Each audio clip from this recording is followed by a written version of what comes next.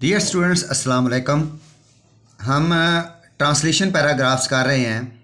आज हम paragraph number 27 करते हैं। ये 10th क्लास के पेपर में आते हैं। स्टार्ट करते हैं। फर्स्ट सेंटेंस जो है ये आपको नज़र आ रहा है, ये हमारा मकान है। पहले इसकी वोकेबलरी देख लेते हैं। इजी सा सेंटेंस है ये। दिस, इट भी कह सकते हैं, दिस भी कह सकते हैं। हमारा, आवर, मकान, हाउस है, इस, ये कोई टेंस नहीं है। दिस इज़ आवर हाउस या इट इज़ आवर हाउस भी आप कह सकते हैं।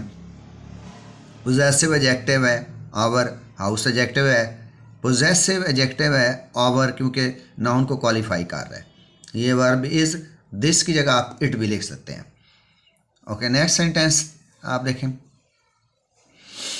जब अब्बा जान ने ये मकान ख़रीदा मेरी उम्र सिर्फ 5 साल थी। अब ये पहला वाला पार्ट देखें, जब अब्बा जान ने ये मकान ख़रीदा।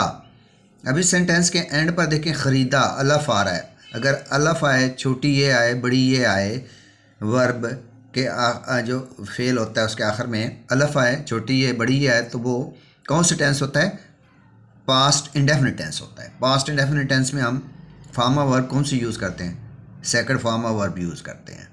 ख़रीदा, ख़रीदना होता है बाय, तो यहाँ लगेगा bot.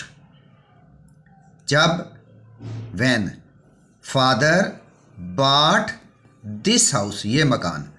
When father, the father, my father भी आप कह सकते हैं। When the father bought this house, मेरी उम्र सिर्फ 5 साल थी। वाज का इस्तेमाल करेंगे। I was only 5 years old, मेरी उम्र सिर्फ 5 साल थी। I was only 5 years old. आप प्रिपेयर करें।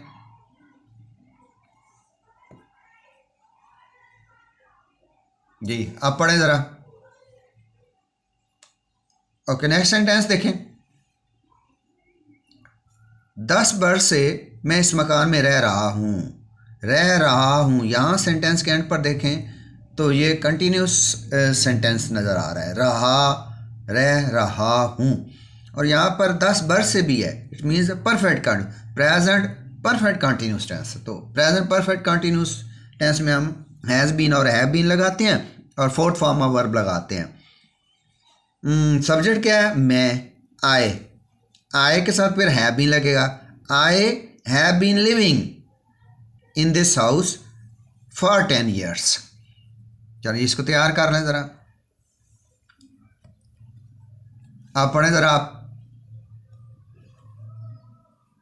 यकीनन पढ़ लिया होगा। नेक्स्ट सेंटेंस देखते हैं।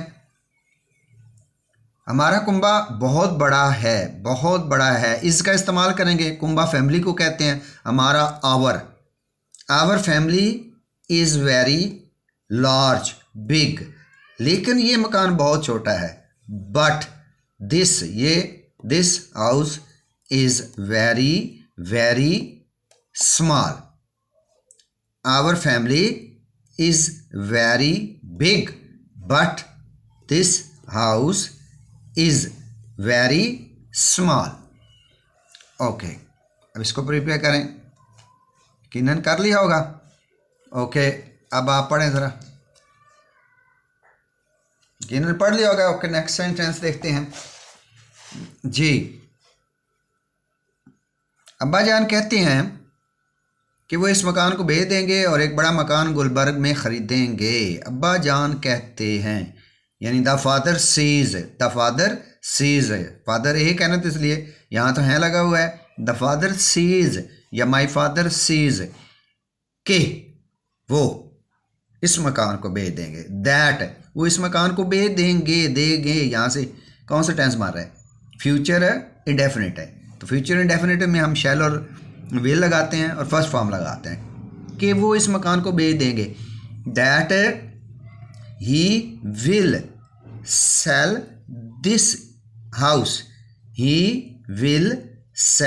दिस हाउस, और एक बड़ा मकान गुलबर्ग में ख़रीदेंगे।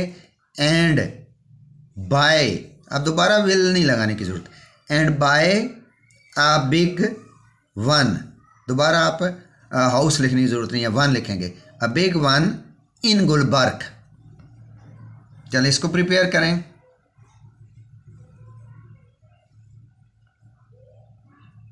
ओके, कर लिया होगा। आप पढ़ें ज़रा, आप यकीनन पढ़ लिया होगा। ओके, नेक्स्ट सेंटेंस देखते हैं। मगर मैं इस मकान को नहीं छोड़ना चाहता।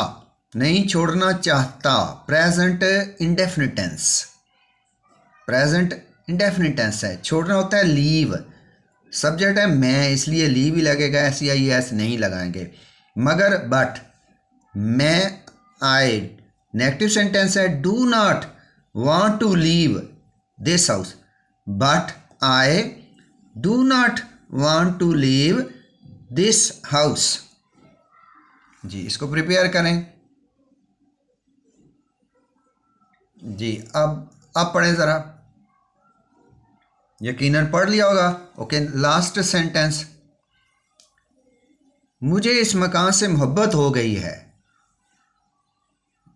मोहब्बत हो गई है, प्रेजेंट परफेक्ट टेंस है।